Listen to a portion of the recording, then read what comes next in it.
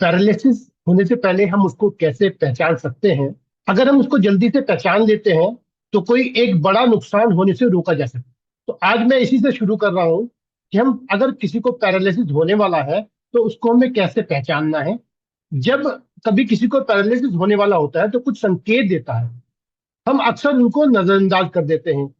जैसे कि किसी भी मांसपेशियों में नवनेस हो जाए, जिसको हम सुन्नपन बोलते हैं, ट्रिंगलिंग सेंसेशन हो जिसको हम झुंझुनी बोलते हैं, या दर्द हो यानी किसी मांसपेशियों में कोई पेन आपको फीलिंग हो रही हो, आपको मसल्स में वीकनेस नजर आ रही हो, आपको कोई मस्कुलर एट्रोफी हो रही हो यानी कि आपको लग रहा है कि कोई मेरी मसल्स जो है वही वीक होती जा रही है, या कोई स्टिफनेस आपको महसूस हो रही हो, है ना, या कोई आपको कुछ इनवॉलेंट्री स्पाजम आ रहे हो, जैसे कि आपको ट्विचिंग ऑफ आईज हो जाती है, जैसे आई में फड़कन होना या किसी मसल्स में फड़कन होना, ऐसा कोई सिम्टम आपको आ रहा है, या आपको कोई विजन में चेंजिंग नजर आ रही है, जैसे किसी को डिप्लोपिया होना, दो दो थोड़े नजर आना, बोलने में कोई प्रॉब्लम हो, या संतुलन में कोई प्रॉब्लम हो रही हो, जैसे कि आप जल्दी से गिर पड़ते हो, आप चल रहे हैं और आपका संतुलन बिगड़ जाए, या आपको सांस लेने में कुछ प्रॉब्लम हो रही हो। अगर हम उसे पहचानना चाहते हैं तो ऐसा हो सकता है कि उसकी जीभ का टेढ़ा होना या टंग का डिवेशन, उसको हम बोल सकते हैं, यानी कि शरीर के एक तरफ भारीपन होना या वन साइडेड सूजन होना, वीकनेस होना, ये भी सिम्टम है पैरालिसिस होने के। यदि शरीर के सिर्फ एक हिस्से में पसीना आए, दूसरी तरफ न आए या कम आए, तो ये भी बता सकता है कि ऑटोनोमिक नर्वस सिस्टम के असंतुलित को बताता है। यदि सोते समय एक तरफ लेटना कठिन हो तो ये आपको न्यूरोलॉजिकल या मस्कुलो स्केलेटल समस्या को दर्शाता है, और हो सकता है इसमें आपको बाद में जाके पैरालिसिस हो सकता है। हमें क्या जागरूकता चाहिए और क्या समाधान हमारे को होना चाहिए? अगर आपको स्ट्रोक के कोई लक्षण नजर आते हैं तो आपको एकदम से डॉक्टर से अपनी सलाह लेनी चाहिए, चाहे वो कभी कभी आ रहे हो, चाहे ये पूरी तरह आपको एक बार सिम्टम आया और फिर वो चला गया, लेकिन फिर भी आपको अपने डॉक्टर से संपर्क कर लेना चाहिए।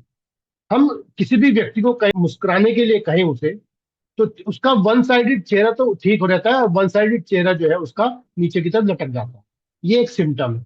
उसको हम देखें, दोनों हाथ को अगर हम उठाए तो क्या एक हाथ जो है नीचे की तरफ झुक रहा है और एक हाथ उठाने में वो असमर्थ महसूस कर रहा है, तो ये भी एक सिम्टम है हम उसको पहचानने के लिए। स्पीच में व्यक्ति को कोई भी शब्द को दोहराने के लिए कहें, व्यक्ति की जो स्पीच है वो अस्पष्ट है, सामान्य लोगों से थोड़ा डिफरेंट है, या जैसे पहले मैं बोलता था अभी आज वैसा नहीं बोल पा रहा है, तो ये भी हमें बताता है कि ये पैरालिसिस का एक सिम्टम है।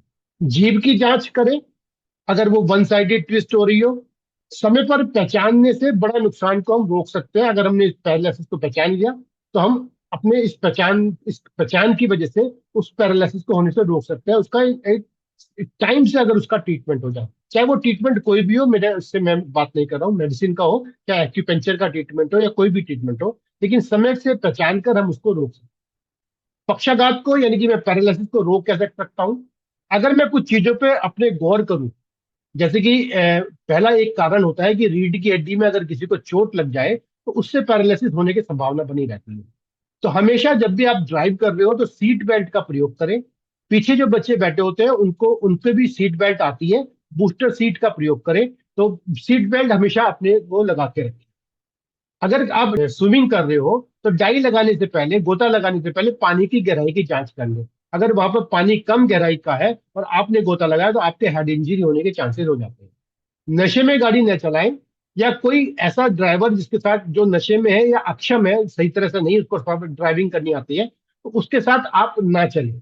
जब भी आप खेल की गतिविधियों में आप भाग लेते हैं, आप ना हेलमेट पहने, या जिम्नास्टिक अगर आप करें तो सपोर्टर का जो है वो पहने, है, या कुशनिंग का जो कुशन होते हैं उसका उपयोग करें, तो आपको इंजरी कम होगी, कम कम होगी, तो आपकी रीढ़ की हड्डी में चोट लगने से आप बच सकते हैं।